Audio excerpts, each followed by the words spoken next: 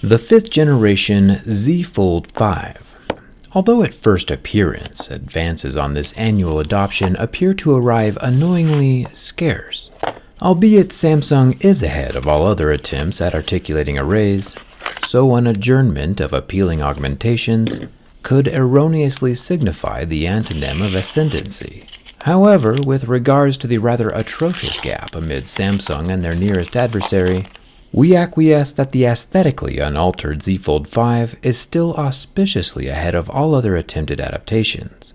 Anyhow, aggressive analysis to ascertain the architectural ascendancy must apacely inaugurate. Let's get started.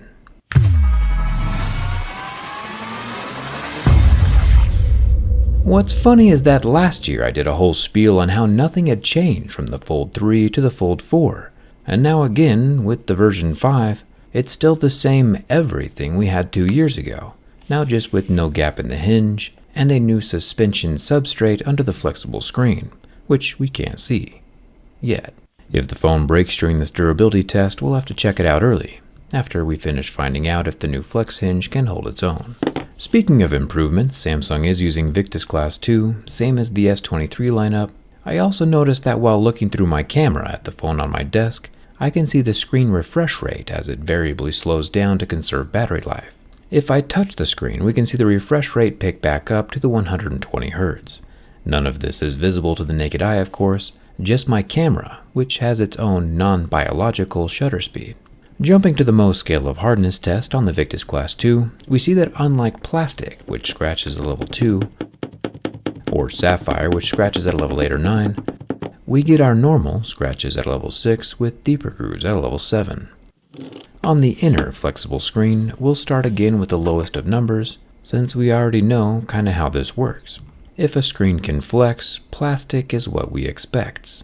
Samsung does have a permanent, non-user replaceable screen protector above the surface of this inner screen that starts getting marked up at a level 2 with deeper grooves at a level 3. Samsung says they are offering a free one-time screen protector replacement in the first year of ownership at any one of their 700 repair locations. And after that, each scratchable by a fingernail plastic layer of screen can be replaced for just $19. And honestly, that's pretty reasonable. I do wish it was user replaceable though. The shock dispersion layer under the display doesn't feel all that different at first touch, but we'll look more at it later. Samsung is again using Armor aluminum for the frame body, which again is aluminum with the word armor in front of it. The power button doubles as a fingerprint scanner, thumbs up for that. And we have a metal volume rocker and an oval plastic portion of the frame where the 5G antenna sits. If we pop out the SIM card tray, we can see a gray rubber ring for the IPX8 water resistance, and we also see that we could have had room for expandable storage in here. Samsung's over here teasing us with an entire solid square piece of plastic where an SD card could have easily fit with minor adjustments. Not cool. The top of the Fold 5 is made from metal, and the bottom of the phone has a stereo loudspeaker as well as our 25-watt USB-C charging port. Now, the spine of the phone is what contains the newly designed flex hinge, which is basically what allows the phone to now fold shut without a gap, while still maintaining enough of a teardrop shape in the flexible screen so that it doesn't kink too hard and break. Hopefully it looks cool during the teardown. There is a 10 megapixel front-facing camera under the glass, same as last year. Then we have a hidden 4 megapixel selfie camera under the flexible display, same as last year.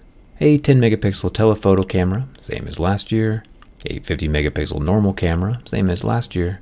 And a 12 megapixel ultra wide camera up top, same as last year. The back is a slightly frosted panel with Victus 2 and a single tone LED flash. Now, I doubt that the 7.6-inch foldable dynamic AMOLED 2x 120Hz HDR10 Plus is going to change all that much during the flame test just because it has a new suspension substrate, and that's true since after only 10 seconds we have the top plastic layer melting into a little burned blob. The pixels appear to be fine though. Moving to the exterior display right here next to the weather app. Speaking of fire and weather, congrats fellow humans on the latest high score in the global thermometer game. I'm not sure who's winning, but it sure ain't anyone under 50. Normally I do prefer my fingerprint scanners over on the side, And I think it's awesome that the Fold 5 is utilizing a capacitive power button. But it appears that the scratch I left earlier is inhibiting the functionality of the sensor, and it is not able to unlock the phone consistently every time with the damage I've inflicted, which isn't always the case, just something to be aware of. Something else to be aware of is while the phone is indeed IPX8 water resistant, 1.5 meters for 30 minutes, the X in that rating means that the Fold 5 has 0 official protections against dust, which means hello dust, and sand, and little rocks. I went outdoors to collect all this myself, so you don't have to.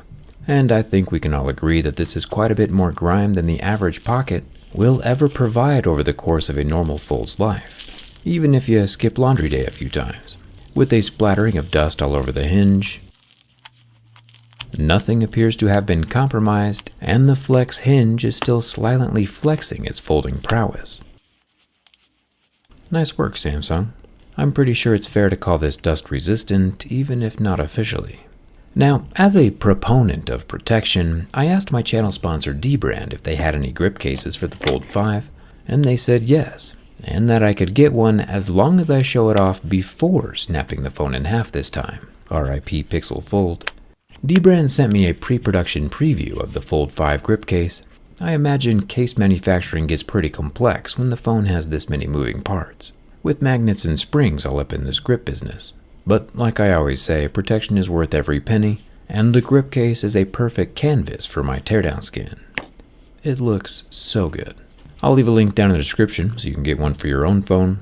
I've also always been asked for every single one of these folding phone bend tests to see what would happen if we bent the phone while it's closed. And the answer is absolutely nothing. With 2 frames, 2 batteries, a hinge, and 3 layers of screen, there is no flex whatsoever. While open, Samsung says the normal folding motion is good for more than 200,000 actuations. I don't think I can count that high even if I wanted to, so let's just bend it backwards instead. The Pixel Fold didn't make it. The Motorola Razr Plus also didn't make it, but for some reason, Samsung is over here defying the very laws of physics the rest of us are bound to. The Galaxy Fold 5, yet again, survives my durability test. The back panel and screen glass come together to create a solid, non-flexing union along the extremely solid hinge. I came for carnage and left with a dirty desk. Nice work, Samsung. If you want a Fold 5, just go buy a Fold 3. It's the same phone. Thanks a ton for watching. I'll see you around.